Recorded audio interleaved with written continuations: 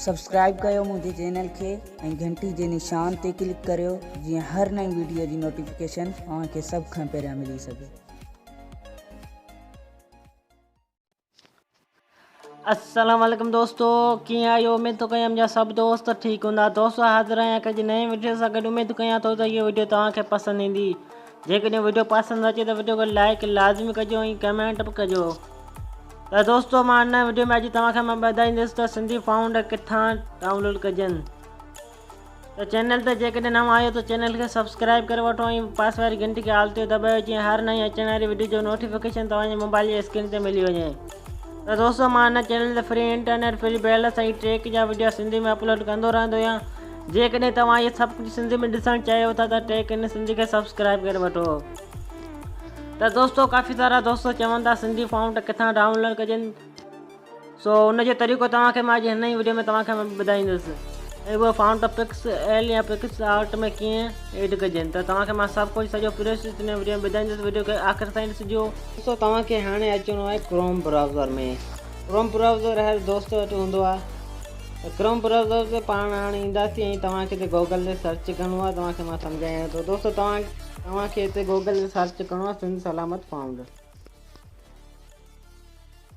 तो दोस्तों तव्हांखे हिते सिंध सलामत फाउंड जेकी सर्विस आहे तव्हांखे हिते मिली वेंदी। त दोस्तों तव्हांखे हिते पहिरीं नंबर ते जेको वेबसाइट नज़र अची रही आहे सिंध सलामत फाउंड सर्विस। त दोस्तों तव्हां हिन ते कयो क्लिक। जीअं ई तव्हां क्लिक कंदा त तव्हांजे साम्हूं कुझु हिन तरह जो इंटरफेस अची वेंदो। त दोस्तों तव्हां ॾिसी सघो था तमामु प्यारा फाउंटन। तो दोस्तों तव्हां हिते काफ़ी सारा फाउंड ॾिसी सघो था। हिते बिल्कुलु फ्री में तव्हां हिते डाउनलोड करे सघो था ऐं इस्तेमालु करे सघो था। दोस्तों डाउनलोड करण जो इंतई आसान तरीक़ो, तव्हां हिते डाउनलोड ते क्लिक कयो त फाउंड डाउनलोड थी वेंदो। त दोस्तों डाउनलोड ते क्लिक कयोसीं ऐं फाउंड जेको आहे सो डाउनलोड थी रहियो आहे। त दोस्तों तव्हां हिन तरीक़े सां फाउंड सिंधी डाउनलोड करे पिक्स आर्ट पिक्स एल में बिल्कुलु फ्री में एड करे सघो था। त दोस्तों जेके फाउंड ठाहींदड़ आहिनि तव्हांखे हिते फाउंड ईअं मिली वेंदा। त दोस्तों तव्हां ॾिसी सघो था काफ़ी सारा फाउंड तव्हांखे हितां बि मिली वेंदा। त दोस्तों सनाउल्लाह सारम जे फाउंडनि ते क्लिक कंदासीं हिते तव्हांखे काफ़ी सारा फाउंड मिली वेंदा। त दोस्तों तव्हां ॾिसी सघो था काफ़ी सारा फाउंड तव्हांखे हिते नज़र अचनि पिया ऐं इहे फाउंड तव्हां सभु डाउनलोड बि करे सघो था। डाउनलोड ते क्लिक कंदा डाउनलोड थी वेंदा।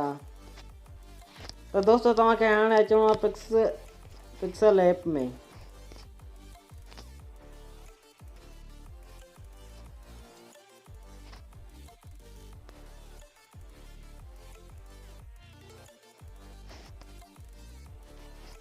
तो दोस्तों तव्हां हिते जेको टाइप कंदा मिसाल तार त दोस्तों तव्हां हिते टाइप करिणो आहे जेको तव्हां हिते लिखणु चाहियो था त उहो हिते लिखो।